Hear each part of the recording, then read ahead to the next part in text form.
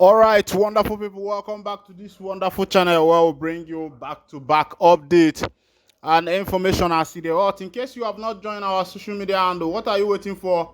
Kindly go ahead and subscribe, like, comment, share, and also remember to on your notification button so that whenever our news is dropping, you go be the first. We'll collect them. All right, let's go down to the news proper as it hot. I want to ask Ndibo what is happening. Ohanezendigbo, what is happening? The Southeast Governors Forum, what is happening? Where is Mazi Nnamdi Kanu? I say make I ask you na, maka na ask na buedike bukono maka na ogu no. Mana mbosi ogu eze eme gini ebido kwa choba dike. And what I am saying in essence is that our forefathers told us on ya 1 year, and immediately Ndi Igbo started everything where yakoto. Remember that Mazi Nnamdi Kanu Ohamadike 1 of Ndi Igbo went to court on the 15th of this December, of which you know that the Attorney General of the Federation, Malami, filed a stay of execution of a judgment that was delivered by the appellate court on behalf of Mazi Nnamdi Kanu, discharging and acquitting him of all counts and charges that were filed against him. And immediately this happened, and this particular discharging and acquitting were done by 5-man panel of judges. 5-man panel of judges. And now, after this suit has been filed, the Supreme Court have upheld that stay of execution. And I'm wondering, which country is this kind of things happening? Is it only in NIG? Is it only in NIG? And for me, I am suggesting that since Mazi Nnamdi Kanu is a citizen of the United Kingdom, why not Prince Charles put a direct call to the president of Nigeria? Okay, look at what Finland did. When people like Enina Abaribe and the rest of them started calling for Mazi Simon Ekpa's arrest in Finland, and Finland government said, the ambassador of Finland to Nigeria said that this is not ambassadorial talk, that is government to government talk, that if you want to have anything to do with Simon Ekpa, you have to go direct to the government and be able to negotiate whatever you want to negotiate. And I was thinking that this is what the UK government was supposed to do. Make Nnamdi Kanu's case government to government talk and release him from the DSS detention. And that could have been very easy. Now I'm wondering, what is the essence of being a UK citizen?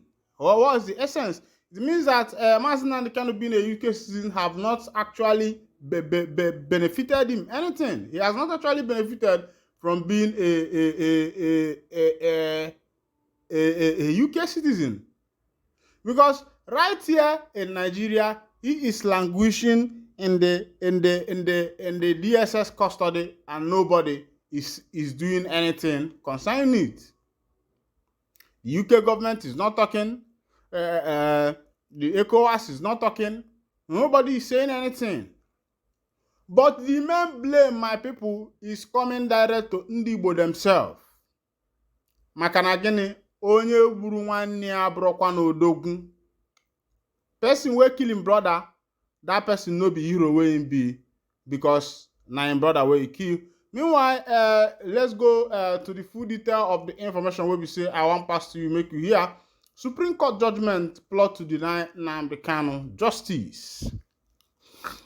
The indigenous people of Biafra, IPOB, has said the judgment of the Supreme Court on Friday, which referred its leader, Mazi Nnamdi Kanu's case back to the High Court is a plot to keep him in prison. The group called on the international community to take note, saying that if any breakdown of order happens in Nigeria during this period, Supreme Court justice should be held responsible. In a press release signed by the group's public secretary, Emma Powerful, IPOB said for the Supreme Court to move to the case due for judgment back to a lower court is a scripted comedy skit to delay and deny Nnamdi Kanu justice. The biased and teleguided Supreme Court judgment against Mazi Nnamdi Kanu shows that the Supreme Court justices are colluding with the Nigerian government to perpetuate injustice against Mazi Nnamdi Kanu and IPOB. How can the Supreme Court justice indirectly justify and endorse international kidnapping and extraordinary rendition of Mazi Nnamdi Kanu while pronouncing condemnation against the same act? Is Nigeria's Supreme Court wired to operate outside the international laws that frown on extraordinary rendition? Or did the Supreme Court justice just speak from both sides of their mouth? IPOB worldwide is notifying the international community that if any breakdown of order happens in Nigeria during this period, the Nigeria Supreme Court justice should be held responsible. It is unfortunate that the Supreme Court justices have turned themselves into a tool of oppression for the oppressors. The group also accused the president of pursuing an ethnic agenda against Ndigbo. This one is coming from the people of the indigenous people of Biafra, and in my powerful, na in the telecommunicate this one, according to him, in the title, Nigerian government say, make international community make them their way, say if anything, any disorder happen for Nigeria at this moment, say may they blame the Supreme Court too. But I'm wondering why after the appellate court has discharged and acquitted Mazi Nnamdi Kanu, why the Supreme Court still upheld that matter. I myself, I'm yet to understand why things are happening this way. But one thing is that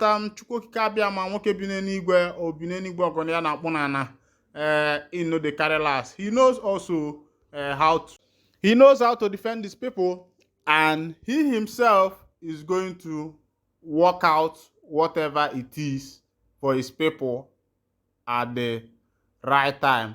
Our prayer is that Mbobuno Jibolo na Chukwu Okebine n'igwe ya emelele ebele as they be. Also, after Southeast governors will be